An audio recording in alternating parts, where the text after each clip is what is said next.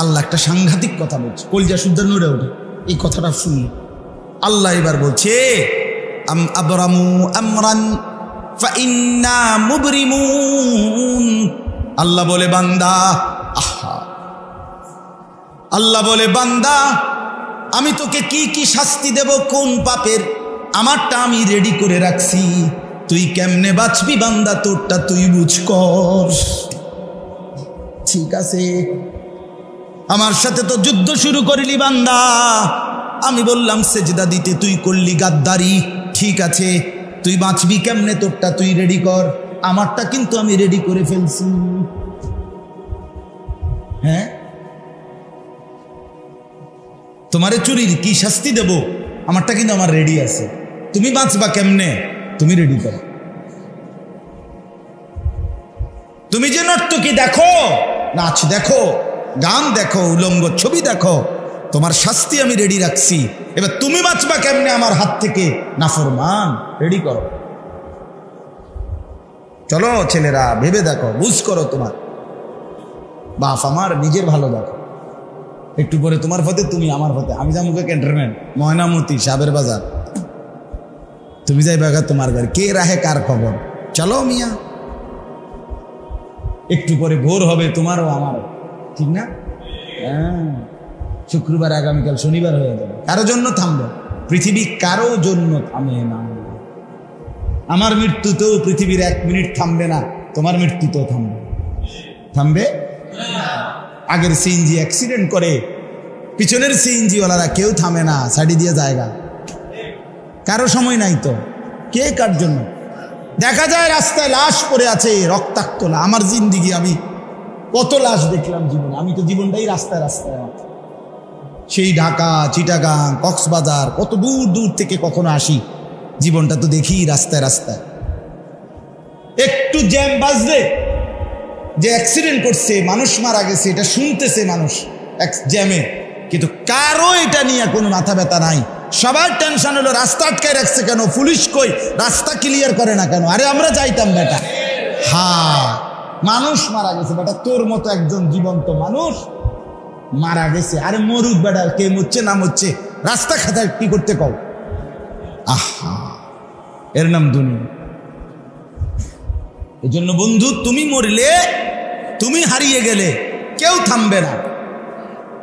তোমার বন্ধু নামের দুষ্টগুলো যে তোমার সাথে একসাথে আড্ডা দিত, এই শয়তানরাও এক বেলা খানা বন্ধ করতো না। তোমার মৃত্যুতে কালো কাপড় অথবা শোক রেলি অথবা একটা পতাকা অথবা একটা এমনি কার্ড, এটি তো ধোকা, এটি তো সব লগা রাইকে বাদ খায়, দুনিয়া তো ছাড়ে না। এই জন্য আমি অনুরোধ করলাম, নিজের ভালো করে, নিজের ভালো করেন, নিজের ভালো করেন, আল্লাহ আমাদেরকে বুঝ দান করেন। চলেন এরপরে আল্লাহ বলেন আম ইয়াহসাবুনা আন্না লা নাসমাউ সিররাহুম ওয়া নাজওয়াহুম। আল্লাহ বলেন আমার নাফরমান বান্দারা, তোমরা কি এই ভেবেছো আমি তোমাদের গোপন কথা, গোপন পরামর্শ, একাকিত্বের গোপন কার্যক্রম আমি এটা শুনি না, আমি দেখি না, এই ভেবেছো? বালা, হ্যাঁ আমি দেখি। বান্দা দেখে, আল্লাহ দেখে, কখন কখন, সারা সারা রাত গভীরে মা ঘুমায়, আল্লাহ ঘুমায় না। রাত গভীরে পাড়া পড়শি ঘুমায়, আল্লাহ ঘুমায়, আল্লাহ ঘুমায় না। কেমনে মোবাইল খুললা, কেমনে অশ্লীল ছবি দেখলা, কেমনে শরীর নষ্ট করে ফেললা। আল্লাহ বলে বান্দা আমি ঘুমানি না, আমি জেগে আছি। আল্লাহ ডাক দিয়ে বলে আনিস আমি কিন্তু দেখছি। কি দেখতেছ? আলাম ইয়ালাম বিআন্নাল্লাহা ইয়ারাহ। আল্লাহ বলে জানো কি বান্দা আমি কিন্তু সারাক্ষণ তোমাকে দেখি, আমি কিন্তু বারবার দেখি, সারাক্ষণ দেখি। আল্লাযী ইয়ারাকা হিনা তাকুম। আল্লাহ বলে বন্ধু আপনি যখন দাঁড়িয়ে থাকেন আমি তখনও আপনাকে সরাসরি দেখি। তাকাল্লুবাকা ফিস সাজিদিন। বন্ধু আপনি যখন আমার বান্দাদের সাথে রুকু সেজদা করেন, তখনও আমি আপনাকে সরাসরি দেখি। হাসলেও দেখি বন্ধু, কাঁদলেও দেখি, অন্ধকারেও দেখি বন্ধু, আলোতেও দেখি। দেখে না? দেখে। এই জন্য দয়া করে নিজের উপরে রহম করে। ছেলেরা ভাইয়া নিজের ভালো করে, নিজের ভালো।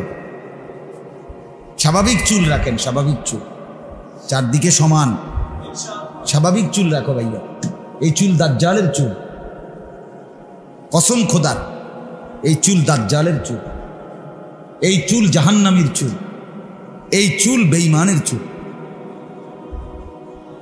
কোরআনুল কারীমে আল্লাহ বলছে, আবু জাহেলকে বলছে, কোরআনে আছে, আবু জাহেলকে বলছে, আল্লাহ তোরে আমি তোর সামনের বড় চুল ধরে হাসরের ময়দানে বেইজ্জতি করব। এই জন্য এর তারা প্রমাণ, এই চুল জাহান্নামীদের, বেঈমানের চুল। আর কোরআনে আছে ফেরেশতাদেরকে আল্লাহ বলবে, জাহান্নামীদের সামনের চুল বড় এবং দুই পাও ধরে আলগি দিয়া থ্রাম করে জাহান্নামে মারো। এত প্রমাণ হলো এই সামনের বড় চুল, এগুলো জাহান্নামীদের চুল। 3 নম্বর হলো রাসূলুল্লাহ সাল্লাল্লাহু আলাইহি ওয়াসাল্লাম বলছে, দাজ্জালের চুল হবে স্বাভাবিক সমাজের চলমান ধারার পরিপন্থী, এলোমেলো, এব্রথেব্র, ব্যতিক্রম। এটা হলো দাজ্জালের চুল। নবীজির একেবারে সরাসরি মুসলিম শরীফের হাদিস। এই জন্য তোমরা একটা ছেলে ভাইয়া রাগ হইও না, তোমরা আমার কলিজার টুকরা, আমার জিন্দিগির স্বপ্ন নওজোয়ান। তুমি একবার ভাইবা হিসাব নাও, তুমি সার্চ করে বের করো পূর্বপুরুষের কারো, তোমার পূর্বপুরুষের কারো চুল এমন ছিল কিনা। এই সমাজের কোনো বয়স্ক মুরব্বী, কোনো ভদ্র শ্রেণীর উচ্চ শিক্ষিতই হোক, জেনারেল লাইনের শিক্ষিত হোক, আর হুজুর বাদ দেন, জেনারেল লাইনের কোনো ডিসি, কোনো এসপি, কোনো বড় উচ্চ পদস্থ ব্যক্তি, তাগো চুল এরকম গাউরা কাটিং চুল, পিডি কোনো চুল, তাইলে তাহলে এই সমাজের যারা শিক্ষিতদের মধ্যে জেনারেল লাইনে উচ্চ শিক্ষিত, তাদেরও তো কারো চুল এরকম নাই। তো তুমি এটা কি রাখলা, জঙ্গলি মার্কা? তোমার এটা চয়েস হলো কেন ভাইয়া?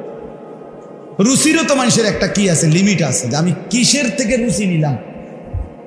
আমি সেটা কয় না যে আমি এই আমার এই টুপিটা এরকম কেন। আমার যিনি শায়েখ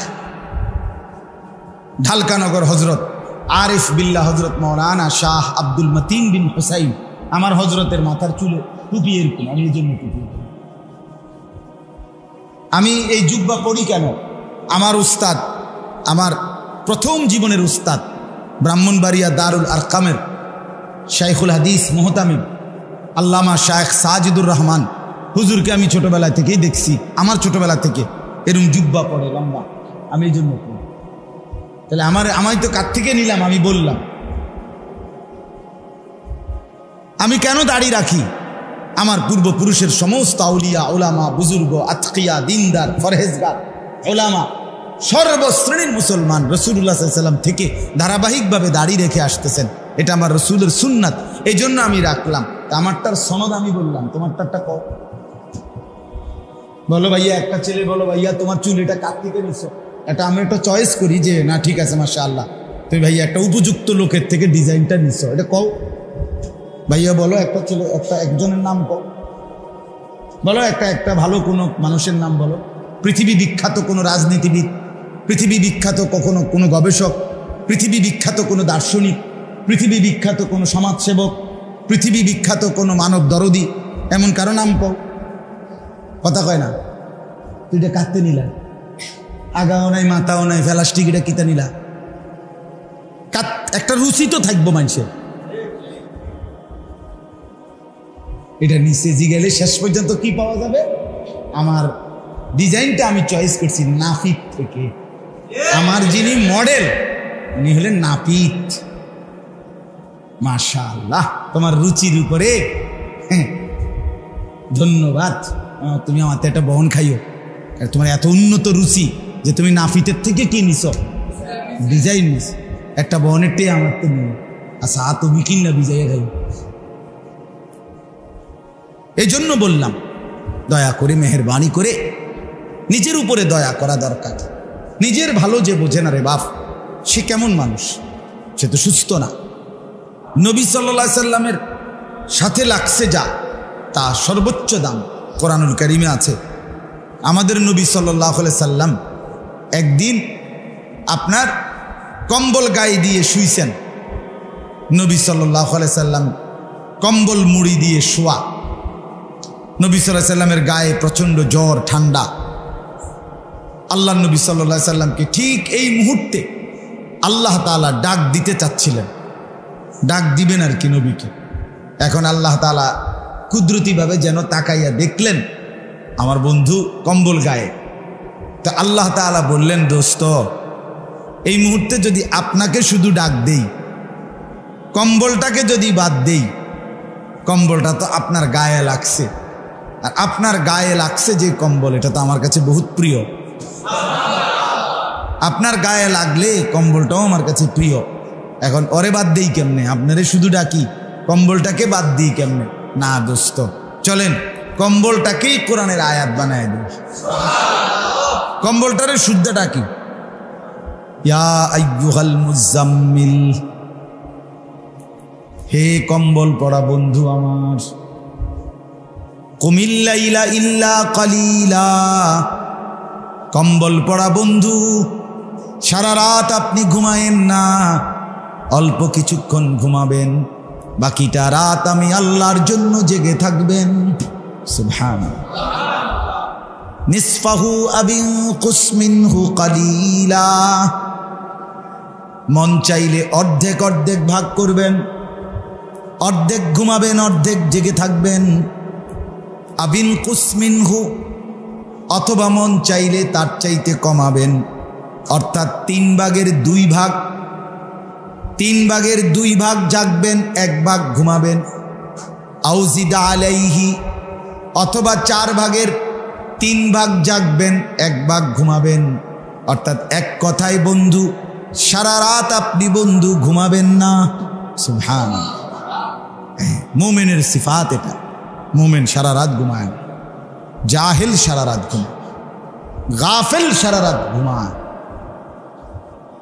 যার আখিরাত নাই সে সারা রাত ঘুমায়, সারা রাত ঘুমায়। যে ফজরের নামাজ পড়ে না, যে সে যেন সারা রাত ঘুমাই থাকে। রাসূলুল্লাহ সাল্লাল্লাহু আলাইহি সাল্লাম বলেন, এশার নামাজ যে পড়ল, ফজরের নামাজ যে পড়ল, খোদার কসম, নবী বলেন সে মুনাফিকের নাম থেকে বেঁচে গেল। এশার নামাজ, ফজরের নামাজ পড়ল না, রাসূল বলেন এটা সরাসরি মুনাফিকের চিহ্ন। মুনাফিকের চিহ্ন। হ্যাঁ, ফজরের নামাজ দোস্ত আমার, বন্ধু আমার, মুমিনের নামাজ। সালাতুল মুমিন, মুমিনের নামাজ। আমি আর আপনি মুমিন নাকি মুনাফিক, এটা চিহ্নিত করার, পার্থক্য করার প্রমাণ ফজরের নামাজ। কোন নামাজ? হ্যাঁ, রাসূলুল্লাহ সাল্লাল্লাহু আলাইহি সাল্লাম বলছেন, যে ফজরের নামাজ পড়ে না সে খবিস। একেবারে সরাসরি হাদিস। ওয়া ইল্লা আসবাহা খাবিসান নাফস।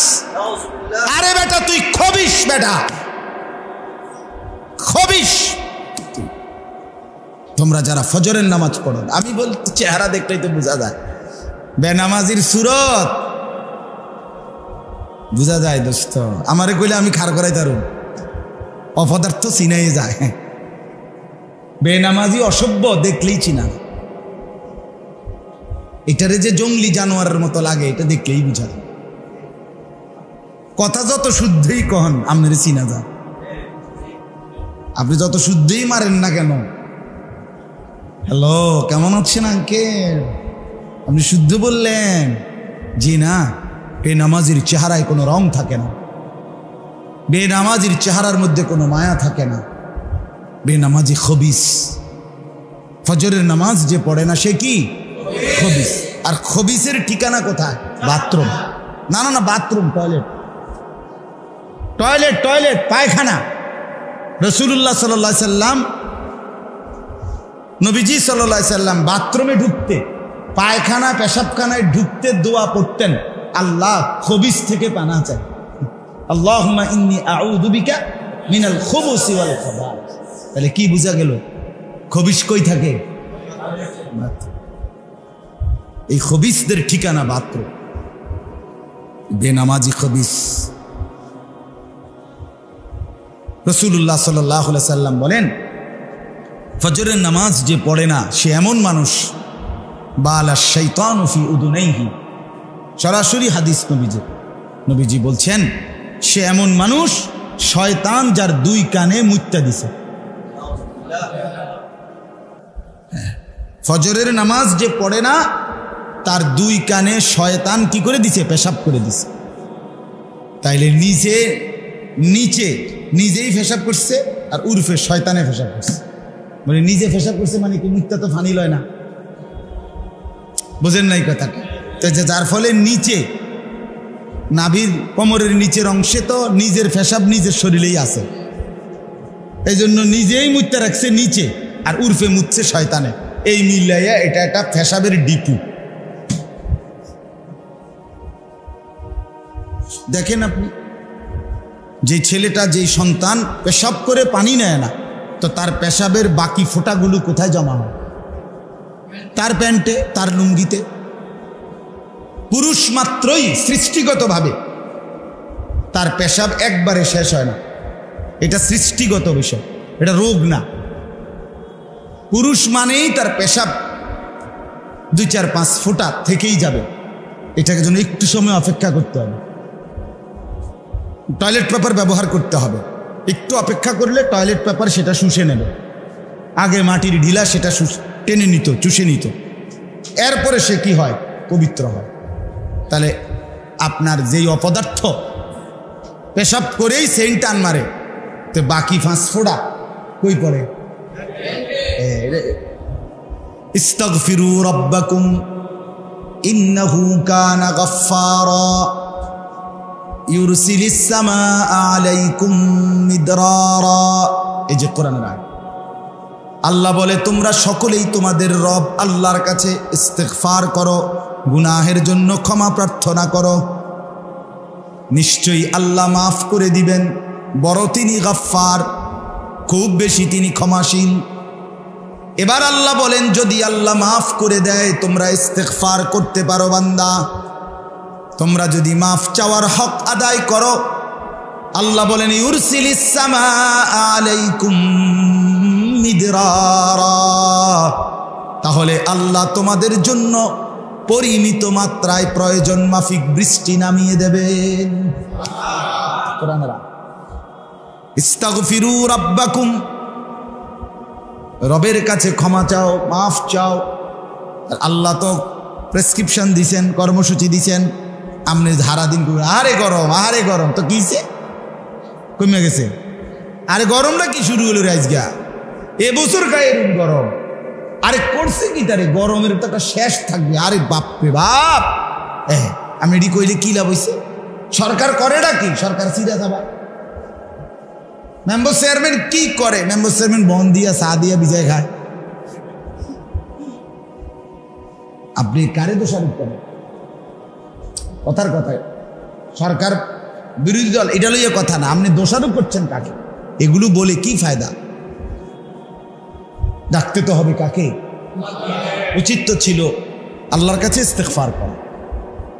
আল্লাহ এই প্রচন্ড গরমে বনি আদম কষ্ট পাচ্ছে, কত লক্ষ কোটি বাচ্চা কষ্ট পাইতেছে, আপনার কত সৃষ্টি, কীট পতঙ্গ, জন্তু জানোয়ার, ওরাও তো এই প্রচন্ড গরমে কষ্ট পাচ্ছে।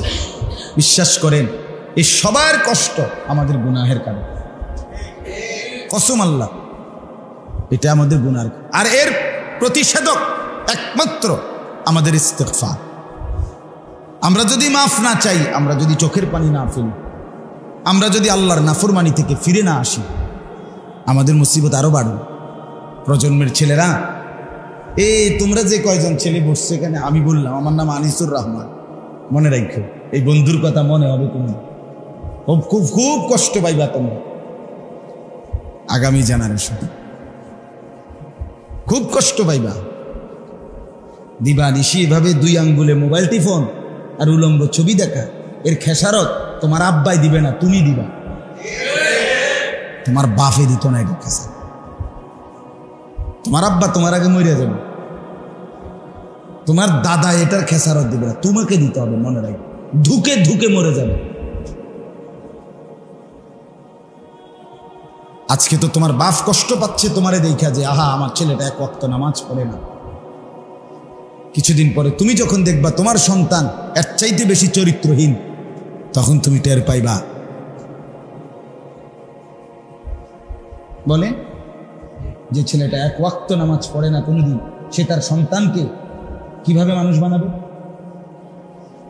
যে ছেলেটার জিন্দিগির 12টা বছর গেছে উলঙ্গ ছবি দেখতে দেখতে, সারা রাত নর্তকীর ছবি দেখতে দেখতে, তুমি কেমনে তোমার জেনারেশন, তোমার পরবর্তী, আল্লাহ চাহে তো আগামী 10 বছরের ব্যবধানে আশা করা যায় এই ছেলেরা বিয়ে করে ফেলবে। ঠিকই না বলেন? আগামী 10, এখন যদি ছেলেটার বয়স 16 হয়, 18 হয়, তা আগামী 10 বছর হইতে হইতে আশা করা যায় অনেক ছেলের বিয়ে করে ফেলবে। তো আল্লাহ চাহে তো আল্লাহ দিলে তাদের সন্তান আসবে। তো তখন স্ত্রী যদি বেহায়া হয়, স্ত্রী যদি 13 নম্বর হয়, তখন কি হবে বাপ? এখন তো 16 বছর বয়সে নষ্ট হইল, তখন যদি 8 বছর বয়সে নষ্ট হয়, বলেন। এই জন্য বললাম, অনুগ্রহ করে, আমি আরো কম হইলেও আমার কোনো আপত্তি নেই, আমার কথা আমি শেষ করে দেব। আমার একটাই কথা, আমি ছোট বড় যে কোনো মজলিসে বলতে থাকি, এই গরমের মধ্যেও সারাদিন বয়ান ব্যস্ততা থাকে। আমি মাগরিবের পরে আরেক জায়গায় বয়ান করছি, ওখান থেকে রাস্তা ভাঙ্গা থেকে আমার দেরি হয়েছে আসতে। এতটা দূরে আমি ভাবি নাই, একটু ভিতরে। যাই হোক, এরপর আল্লাহ আনাইছেন। আমার ভাই, আমার এই 50 জন হোক আর 20 জন হোক, এটা নিয়ে কোনো মানা নাই, কিন্তু এই যে কয়জন যুবক ভাই সহ বাবারা বসছেন, সবার কাছে অনুরোধ, বাপ জিন্দিগির উপরে রহম করে। কোরআনুল কারীমের মধ্যে আছে, আল্লাহ তাআলা বলছে, ইন্নাল মুজরিমিনা ফি আযাবি জাহান্নামা খালিদুন। আল্লাহ বলে, শোনো বান্দা, পাপীরা, নাফরমানরা, তোমরা কিন্তু জাহান্নামের আযাবে চিরস্থায়ী থাকবে। লা ইউফাত্তারু আনহুম, আল্লাহ বলেন 1 সেকেন্ডের জন্য কোনো বিরতি দেয়া হবে না। অহুম ফীহি মুবলিসুন। এরপরে রব্বুল আলামিন বলে, জাহান্নামী লক্ষ কোটি বছরে একবারের জন্য হাসবে না, বিষণ্ণ মলিন চেহারা নিয়ে পড়ে থাকবে, আর কোনোদিন এই চেহারায় হাসি ফুটবে না। আজকে হাসি। ওমা যালামনাহুম ওয়ালাকিন কানু হুমুজ যালিমিন। নাফরমান ভীষণ চিৎকার করবে জাহান্নামের আগুনে, আর বলবে, মাওলা একটু বিশ্রাম দেন, 24 ঘন্টার মধ্যে 10টা মিনিট আমারে বিরতি দেন, আমি আর পারছি না মাওলা। আল্লাহ তখন বলবেন, বান্দা, আমি তোমার উপরে জুলুম করি নাই, আমি হায়াত দিয়েছি, রাত দিয়েছি, সময় দিয়েছি, শক্তি দিয়েছি, স্বাস্থ্য দিয়েছি, যৌবন দিয়েছি, সব তো মাওলা দিয়েছি আমি কিন্তু জুলুম করি নাই। ওয়ালাকিন কানু হুমুজ যালিমিন, বরং তোমরা নিজেই নিজের উপরে জুলুম করেছ। কোরআনের আয়াত, ওয়ানাদাউ ইয়া মালিক লিয়াকদি আলাইনা রাব্বুক ক্বালা ইন্নাকুম মাকিসুন। আল্লাহ বলেন, জাহান্নামী যখন আমি আল্লাহর থেকে হতাশ হবে, এবার জাহান্নামী ফেরেশতাকে ডাকবে। জাহান্নামের ফেরেশতা মালিক, জাহান্নামের প্রধান ফেরেশতার নাম হলো মালিক। কি নাম? এই কোরআনে আল্লাহ বলেন, ওয়ানাদাউ ইয়া মালিক, জাহান্নামীরা ডাক দিবে, বলবে, হে মালিক, হে ফেরেশতা শোনো না, লিয়াকদি আলাইনা রাব্বুক। জাহান্নামী বলবে, ফেরেশতা মালিক, তোমার আল্লাহ, তোমার রব আল্লাহকে বলো না আমারে চিরতরে শেষ করে দিতে, আমি আর পারছি না, আমারে বলো না শেষ করে দিতে, আমারে বলো না একদম নিশ্চিহ্ন করে দিতে, এই আগুন তো আমি আর সইতে পারছি না। আমার একদম মেরে ফেলতে বলো না, আমার একদম শেষ করে দিতে কও। লিয়াকদি আলাইনা রাব্বুনা ক্বালা ইন্নাকুম মাকিসুন। জাহান্নামের ফেরেশতা মালিক তখন বলবে, না নাফরমান, তুমি এই অবস্থাতেই থাকতে থাকো। লাকাদ জিনাকুম বিল হক ওয়ালাকিন্না আকসারাকুম বিল হক্কি কারিহুন। আল্লাহ তখন আবার ডাক দিয়ে বলবে, বান্দা সত্যের বাণী, কোরআনের বাণী আমি কিন্তু বারবার তোমার কাছে পৌঁছাইছিলাম, কিন্তু তুমি বারবারই এটাকে অপছন্দ করেছো, পাত্তাই দিছো না। তুমি থুপবে বেটা, ফুর্তি করবে না, চাইতে থাক বেটা মানুষের বেডি। হ্যাঁ, বেডি চাই মানুষের, শরীর যায় নিজের। বেকুব বেউকুফ কি ধরনের বেটা! হিন্দি সিনেমার নর্তকী, এটা দিয়ে তুমি কি এটা আছে গীতা? বেডির নিজের কাছেই তো কিচ্ছু নাই, সে তো যা ছিল সব বিলাইয়ে দিছে, টাকার বিনিময়ে সে তো সব বিক্রি করে লেছে। কথা বলেন না কেন? বেপর্দা নারীর আছেটা কি? সে আর তোমাকে কি দিবে? সে তোমাকে দিবে কি? আর সে সুখ দিবে করতে? সে যদি বেপর্দা কোনো মেয়ে যদি এক পুরুষ নিয়ে তৃপ্ত হতো, সে তো কখনোই বেপর্দা হইতো না, তার তো আরো বেড়া দরকার। এই জন্যই তো সে এত মানুষকে রং দেখা। তো সে তোমার নিয়ে সুখী হবে কেমন? সে তোমাকে নিয়ে সুখী হবে কেমনে? ইনসাফের কথা বলেন, যুক্তির কথাই বলেন। সে তো এক পুরুষকে নিয়ে সুখী না, এই জন্যই তো সে অসংখ্য পুরুষকে দেখা। সে 1 ঘন্টা লাগাইয়া পাউডার স্নো দিয়া সাজে রাস্তায় বের হয়, অর্থ কি? তার ইচ্ছা হলো আমার পয়সা তো উঠতে হবে, আমার খরচ উঠতে হবে, এই জন্য 100 পুরুষ দেখুক। হাট্টিমাটিম টিম, তারা মাঠে পাড়ে ডিম, তাদের খাড়া দুটো শিং, তারা হাট্টিমাটিম টিম। এটা কি তা? এটা তো ভুয়া কথা, বুঝেন নাই? হাট্টিমাটিম নামে তো 18,000 মাখলুকাতের মধ্যে কোনো প্রাণী নেই। চাঁদের দেশেও নাই, সৌরজগতেও নাই, মঙ্গল গ্রহেও নাই, মাটির তলেও নাই, আফ্রিকার জঙ্গলেও নাই, হিমালয়ের পর্বতের উর্ফেও নাই, আটলান্টিক মহাসাগরের নিচেও নাই। হাট্টিমাটিম বলতে কিচ্ছু নাই। তো এটা কি? এটা কথার কথা। আর মুমিন কথার কথা বলে না, মুমিনের প্রত্যেক শব্দের হিসাব আল্লাহর কাছে দিতে হবে। আমার আপনার জবানের প্রতি অক্ষরের হিসাব কি করতে হবে? মা ইয়ালফিজু মিন কাউলিন ইল্লা লাদাইহি রাকিবুন আতীদ। এই যে কোরআনের আয়াত, আল্লাহ বলেন, বান্দা তোমার জবান দিয়ে যে শব্দটুকু বের হয়, প্রতিটা শব্দ আমার ফেরেশতা আলাদাভাবে 24 ঘন্টা লিখছে, 24 ঘন্টা লিখে রাখছে। ওয়াল্লাযীনা হুম আনিল লাগযি মুরিদুন। আল্লাহ বলে, জান্নাতি মুমিন হতে চাও বান্দা, তাইলে তুমি নিজেকে অনর্থক কথা থেকে বাঁচিয়ে রাখো। জান্নাতি মুমিন অনর্থক কথা বলে না, বেহুদা কথা বলে না। তাইলে রোদ হচ্ছে, বৃষ্টি হচ্ছে, ক্যাকশিয়ালের বিয়ে হচ্ছে, দেখিতা কেমনে শুনছেন? আপনি আসিলেন বিয়ের মধ্যে, তেতে আবড়া কেমনে লিখলো এটা? এই বিয়েটাই ফরাইছে আবড়া, বুঝেন না? এটা অযৌক্তিক। আগডুম ভাগডুম গোড়া ডুম, এটি কিতা? আগডুম কি? প্লাস্টিক না বদনা না লোড়া? কিতা এটা বলেন? আগডুম কি? বাদ্যযন্ত্র না? এই নামে কোনো বাদ্যযন্ত্র না, বোঝেন নাই কথাটা? বাগডুম এটা কোনো বাদ্যযন্ত্র না। গোড়া ডুম, গোড়া আবার ডুম কিতা?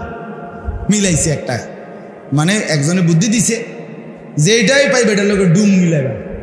আগডুম, বাগডুম, গোড়া ডুম, বদনা ডুম, বালতি ডুম, মাথা ডুম, ঠ্যাং ডুম। এই জন্য আমি বললাম বোঝানোর জন্য। অর্থাৎ হ্যাঁ, প্রয়োজনীয় কথাও আছে না? বাংলা, অঙ্ক, ইংরেজি বলতে দরকারি কথাও আছে, বেদরকারি কথাও আছে।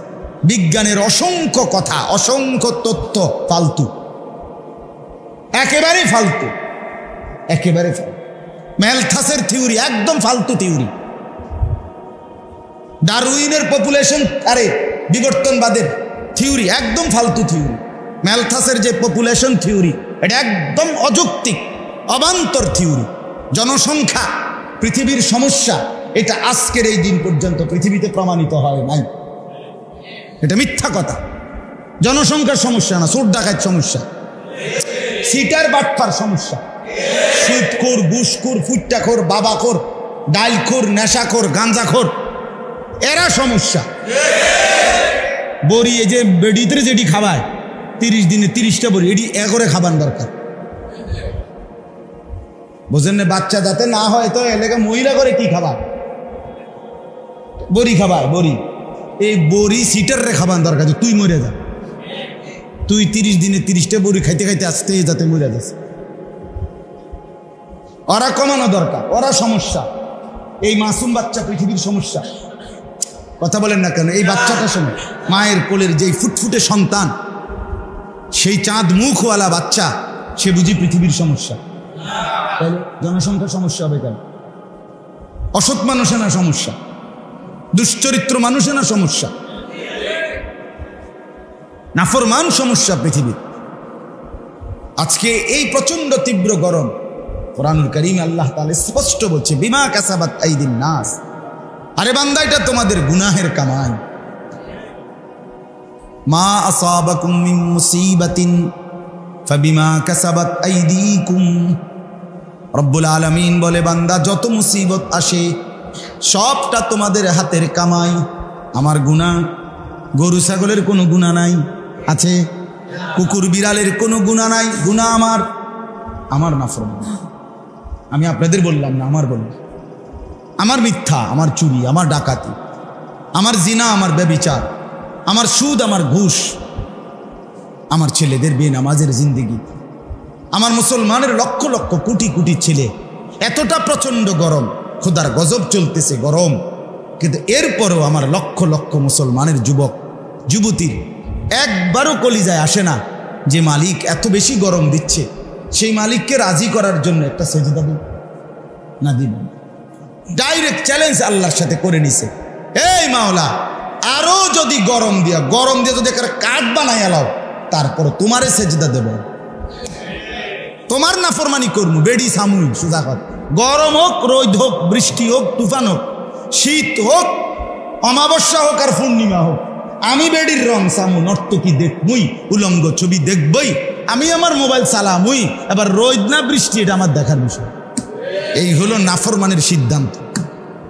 সে গাদ্দার, গাদ্দার আল্লাহর সাথে চ্যালেঞ্জ করে নিছে, আমি নড়ব না, আমি পাপ ছাড়ব না, তোমার যেটা মনে করে করো।